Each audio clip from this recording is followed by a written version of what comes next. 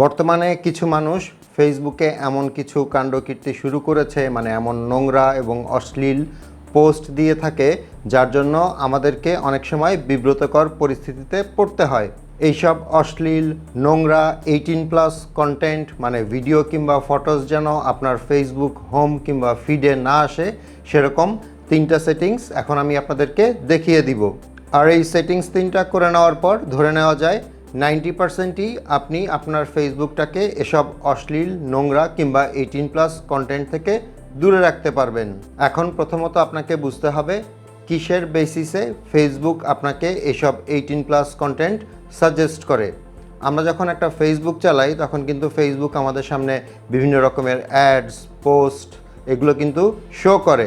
এখন আপনি যদি কোনো একটা ভিডিও মনে করেন, কোনো একটা 18+ কিংবা একটু অশ্লীল টাইপের ভিডিও আপনার ফেসবুকে অনিচ্ছাকৃত সত্ত্বেও চালিয়ে ফেলেন, তাহলে ফেসবুক কিন্তু ধরে নেবে যে আপনি সেরকম কন্টেন্ট দেখতে ইন্টারেস্টেড। সো এটা আগে আপনাকে বন্ধ করতে হবে। এটার জন্য যেটা করবেন, সরাসরি চলে যাবেন আপনার ফেসবুকের ওপরে ডান পাশে যেখানে প্রোফাইল পিকচার কিংবা 3 লাইন থাকে সেখানে ট্যাপ করবেন। এখান থেকে নিচের দিকে আসলে পাবেন সেটিংস অ্যান্ড প্রাইভেসি, এটার ওপর ট্যাপ করবেন। এরপর এখান থেকে সেটিংসে চলে যাবেন। সেটিংস থেকে খুঁজে বের করবেন মিডিয়া। আমার এখানে দেখতে পাচ্ছেন মিডিয়া। আমি মিডিয়ার উপরে যদি ট্যাপ করি, মিডিয়াতে একটা অপশন দেখতে পাচ্ছেন অটো প্লে। এই অটো প্লের আন্ডারে 3টা অপশন থাকে এবং বাই ডিফল্ট দেওয়া থাকে যে on mobile data and wifi.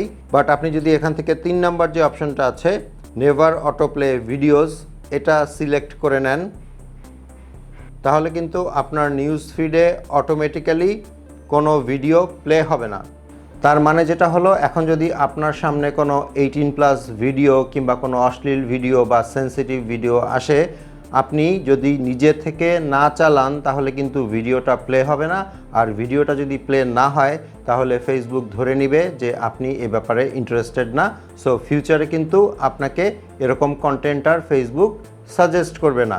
এবং এটা থেকেই আপনি যেটা করতে পারবেন সেটা হচ্ছে 2 নাম্বার সেটিংস। আমি আমার ফোনের ফেসবুকের হোমে চলে যাচ্ছি। এখন এক্সাম্পলের জন্য এখানে দেখতে পাচ্ছেন আমার এখানে যে ভিডিওটা আছে এটা কিন্তু প্লে হচ্ছে না। আমি ধরিয়ে নিচ্ছি এটা একটা অশ্লীল কন্টেন্ট কিংবা সেন্সিটিভ কন্টেন্ট।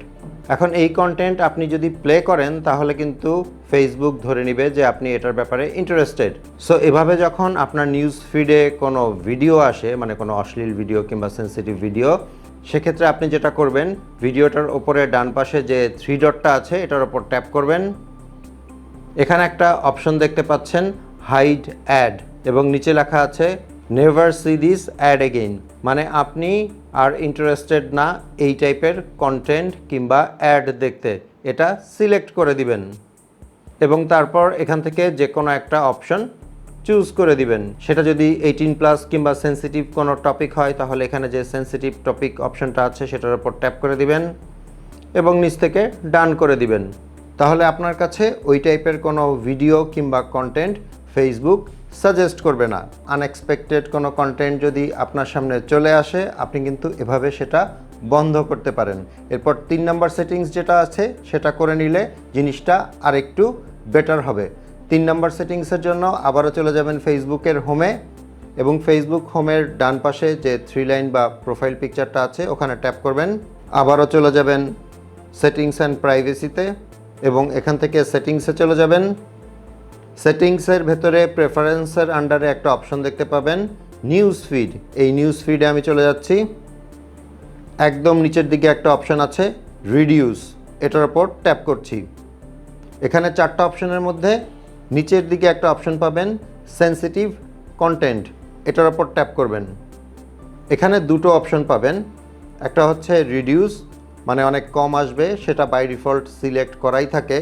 নিচের যে অপশনটা আছে রিডিউস মোর, এখন আপনি যদি এটা সিলেক্ট করে দেন তাহলে দেখতে পাচ্ছেন এখানে লেখাই আছে আপনার ফিডে অনেক কম পোস্ট আসবে যেগুলো সেক্সুয়ালি সাজেস্টিভ কিংবা ভায়োলেন্ট আছে। মোট কথা 18+ অ্যান্ড সেন্সিটিভ কন্টেন্টগুলো আপনার নিউজ ফিডে কম আসবে।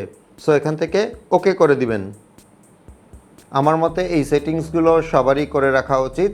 আপনি যদি এই ভিডিওটা আপনার সোশ্যাল মিডিয়ায় শেয়ার করে দেন তাহলে আপনার মতো আরও অনেক মানুষই কিন্তু উপকৃত হবে। আর ভিডিওটা ভালো লেগে থাকলে একটা লাইক করে দিবেন। আপনাদের সাথে আমার দেখা হবে পরের ভিডিওতে ইনশাল্লাহ। সে পর্যন্ত সবাই ভালো থাকবেন। আসসালামু আলাইকুম।